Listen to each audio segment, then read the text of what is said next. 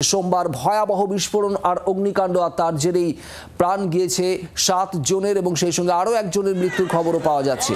দক্ষিণ ২৪ পরগনা পাথর প্রতিমার বণিক পরিবার ৮ সদস্যের মৃত্যু হয়েছে। এই বণিক পরিবারের বংশ পরম্পরায় তাদের বাজির কারখানা, বাজির ব্যবসা ছিল এমনটাই জানা যাচ্ছে। যাদের মৃত্যু হয়েছে তাদের মধ্যে দুজন সদ্যজাত সহ ৪ শিশু রয়েছে। আশঙ্কাজনক অবস্থায় হাসপাতালে ভর্তি একজন। বাজি তৈরি করা হতো, বাজির প্রচুর মশলা বারুদ মজুদ ছিল বাড়িতে এবং পার্শ্ববর্তী ঘরেও, আর একই সঙ্গে ছিল প্রচুর বানানো বাজিও, পেটি পেটি বানানো বাজি। ঠিক কিভাবে বিস্ফোরণ এখনো পর্যন্ত স্পষ্ট নয়, তবে বাজি তৈরির লাইসেন্সও ছিল বলেও প্রশাসন সূত্রে খবর। পাথর প্রতিমার ডোলাহাট থানার তিনের ঘেরি এলাকা। সরাসরি চলে যাব পিয়ালি মিত্র, আমাদের প্রতিনিধি সেখান থেকে রয়েছেন। পিয়ালি, ঠিক কি জানা যাচ্ছে এখনো পর্যন্ত? তার কারণ ভেঙে যাওয়া বাড়ির ছবি আমরা দেখছিলাম, কংক্রিটের বাড়ির একটা অংশ কার্যত ধসে গিয়েছে, এত বড় বিস্ফোরণ।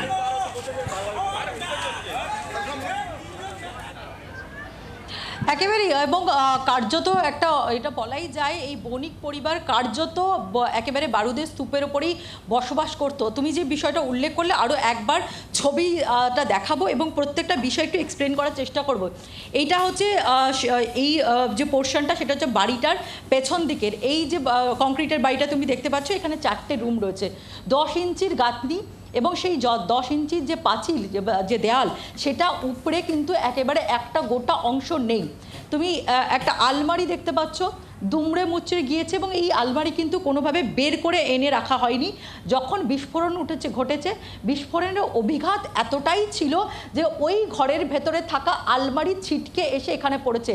পাঁচিল, প্রত্যেকটা পাঁচিল, ক্যামেরা পার্সন যদি দেখায়, পাঁচিল কিন্তু তার যে যথেষ্ট কিন্তু মোটা, অর্থাৎ 10 ইঞ্চির গাঁথনি ছিল, সেই পাঁচিল একেবারে উপড়ে ভেঙে গেছে এবং ছাদটা দুপাশে দুটো যে দেয়াল তার ওপর দাঁড়িয়ে রয়েছে।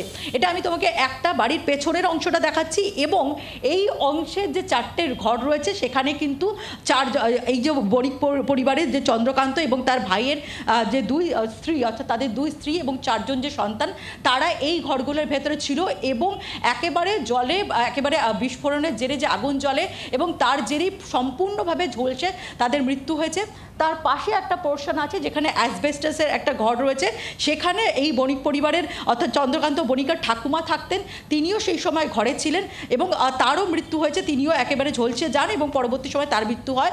আরও একজন, তাকে আহত অবস্থায় উদ্ধার করা হয়েছিল SSKM হাসপাতালে, তারও মৃত্যু হয়েছে। মোট এখনও পর্যন্ত 8 জনের মৃত্যু হয়েছে। 11 জনের পরিবার এবং যারা 3 জন, অর্থাৎ 2 ভাই, চন্দ্রকান্ত এবং তার ভাই এবং তাদের মা, তারা বাইরে ছিল, সেই কারণেই তারা এই দুর্ঘটনার কবল থেকে বেঁচেছে। কিন্তু যে প্রশ্নটা উঠছে, আমরা এই বাড়ির এই পোর্শনটা দেখাচ্ছি, গোটা অঞ্চলটা জুড়ে যতটা অংশ, সেটা কিন্তু এই বণিক পরিবারের নিজেদের, তাদের কাকা জ্যাঠা, তাদের যারা জ্ঞাতি রয়েছেন, তাদের সমস্ত এলাকা। এবং এই বাড়ির এটা সামনের অংশ, এই বাড়ির ভেতরেও বাজি মজুত করা ছিল এবং এর পেছনের অংশ, সেখানে বাজি তৈরি করে মজুত করা থাকতো এবং তার থেকে আরও কিছুটা দূরে পুকুর পাড়ে, সেখানে আমরা গিয়েছিলাম।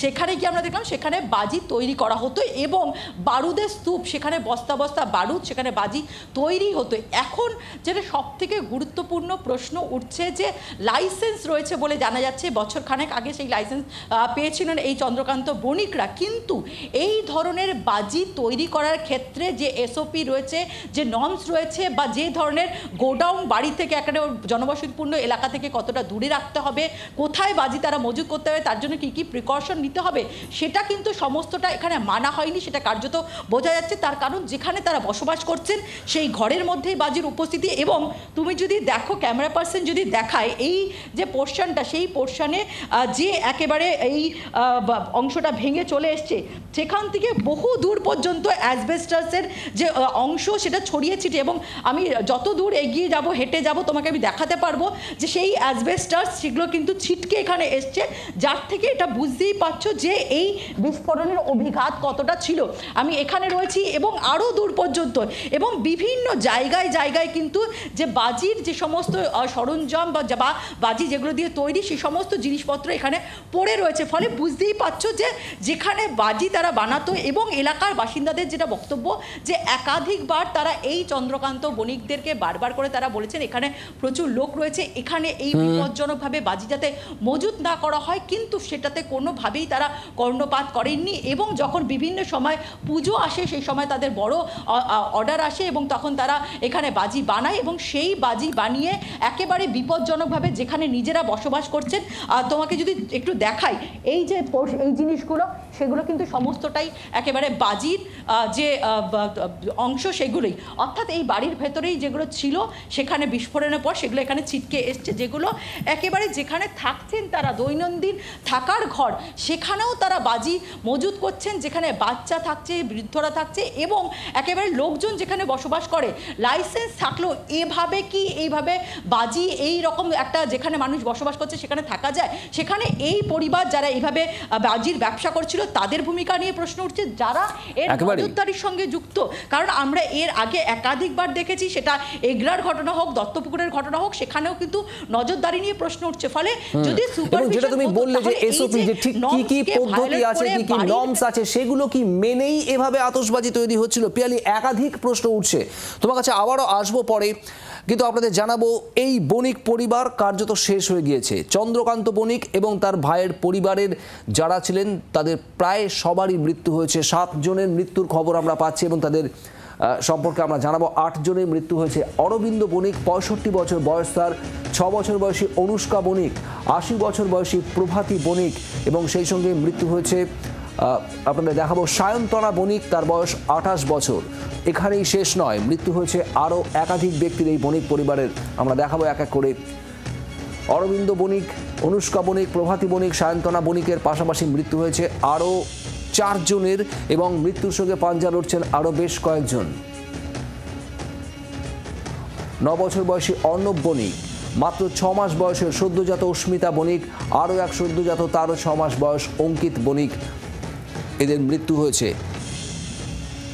এবং আপনাদের জানাবো সুতপা বণিক, যাকে এক গুরুতর জখম অবস্থায় হাসপাতালে ভর্তি করা হয়েছিল, তারও মৃত্যু হয়েছে। অর্থাৎ সব মিলিয়ে 8 জনের মৃত্যুর খবর পাওয়া যাচ্ছে এখনো পর্যন্ত।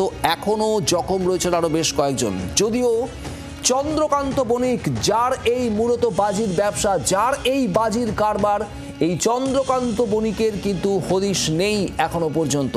ঠিক কি তৈরি হচ্ছিল, কি ধরনের বাজি, যা থেকে এত বড় মাত্রায় বিস্ফোরণ, কোথায় গাফিলতি ছিল, এবং এই বিস্ফোরণের অভিঘাত কিভাবে এত তীব্র যাতে এই কংক্রিটের বাড়ি একেবারে একটা অংশ ভেঙে চুরমার হয়ে গেল, তা নিয়েই প্রশ্ন উঠছে।